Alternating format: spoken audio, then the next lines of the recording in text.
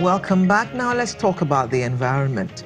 Environmental pollution is a reality that many Nigerians have always had to live with, especially in that area. You know the area I'm talking about?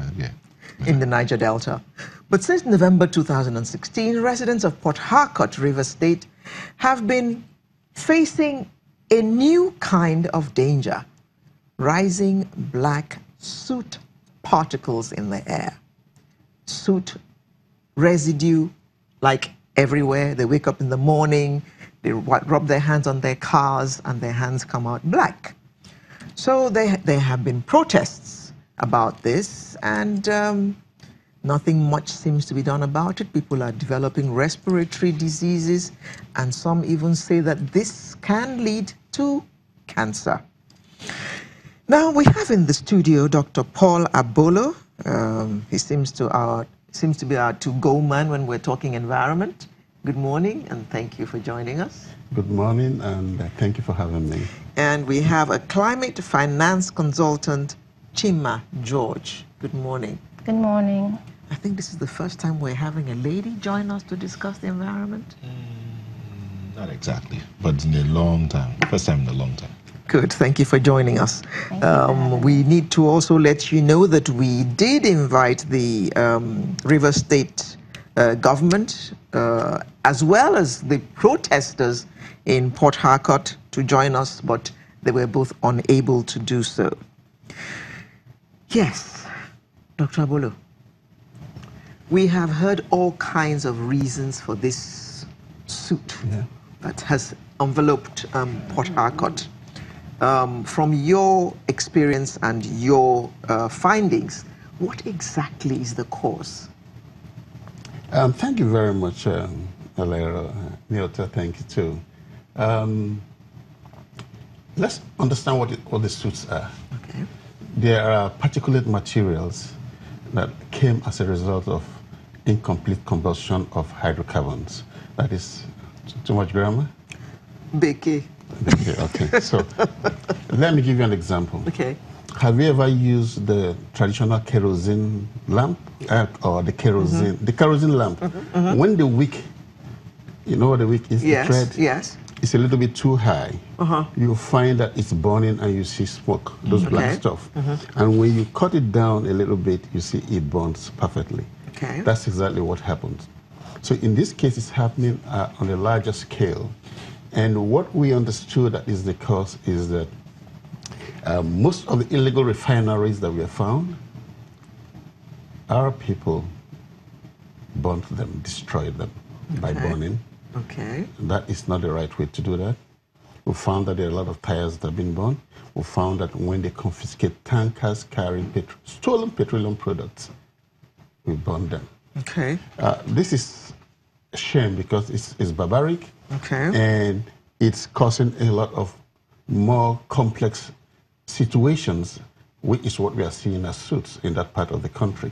Okay, this tells me clearly that government, in destroying those illegal refineries, did not consult with environmentalists as to the best way to actually deal with that problem. Properly, that's exactly what happened. Okay. So in trying to deal with the problem, they're causing greater problems. We also hear that people burn tires in order to get copper wires out of them, and that may also be a contributory factor. Yes, but I wouldn't say small measure. Very small measure. Small measure. It's not a major contributor. Okay, what about asphalt? Yes, now that is one of the major contributors. Because of the massive road network going on in Port Harcourt, the asphalt plants tend to bring out, because of cheap technology or not properly done work, you have soot coming out. So that's also a major cause, is the technologies used and all that is causing the soot. What way can those refined, because they are the major culprits in this matter, what ways can they be destroyed without causing environmental hazard? Do they even have to be destroyed in the first place? No, they don't have to be destroyed because you can't stop them. If you look at if we look at the whole issue of the suit, it's shocking why we can put it as marginalization and things not properly done in the Niger Delta. For example, I heard that a committee was set up in 2016 with all the IOCs, with NOSRA, NESRA, to look for a way with the oil companies, to look for a way to help and sort out issues with regards to suit. And we found out that recommendations were made, but nothing happened. They were able to fingerprint some of the suit, and when they saw that, they were able to trace it back to the sources, that is which asphalt plant or which industry it came from. And the commissioner closed the plant, and the next thing that happened, the next day the governor opened it.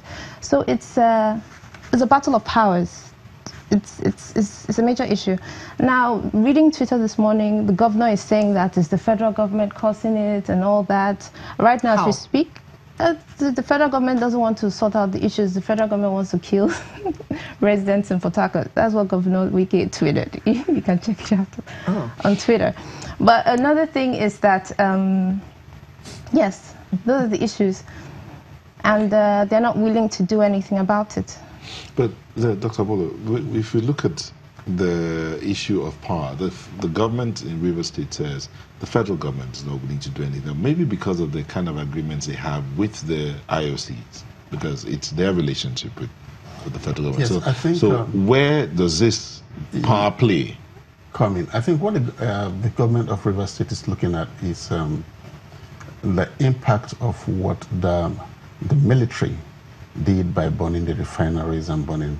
I think they're focusing more on that angle. And if you look at that too, like I was saying earlier, I wonder why you seize such. I was reading about one that was found in Alakiri, has the capacity of refining 4 million liters of crude in one day.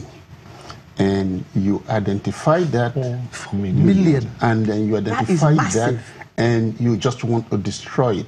Why not use the appreciative intelligence approach and say, young man, let me see what you're doing, and let us see how we can integrate you into what we're doing. This is a country where we've applied appreciative intelligence in dealing with issues like Boko Haram. We negotiate. That's appreciative intelligence. Like what happens in the Niger Delta, we say, bring your arms and we'll grant you amnesty. Why can't we apply that in such a situation? Instead of destroying. Instead of destroying. And like you said, you can't stop them. You destroy it, they'll go to another location. So I don't understand why that had to be done. And I'm sure that's the perspective, the main perspective from which the Rivers State government is looking at it. I said, well, the government owns the armed forces. I read Wiki talking about, I don't have the power, I don't have the soldiers, I don't have to do that. So they're referring back to the government. And besides, the federal government is responsible for environmental protection first, and they trickle it down to the states. So we expect that when that first happened, the Federal Ministry of Environment and will say, no, you can't destroy it. This is you're breaking the laws. You are as guilty as those that you caught doing that. But nobody said anything, and it continued. It's like the IEDs. You find landmines and things like that, or explosives. You don't just go there to detonate them. You bring in the squad. In this case, they failed to bring in the squad. The environmentalists, they failed to bring us in to identify the best way to deal with this. I think that you're looking for a job through the back door.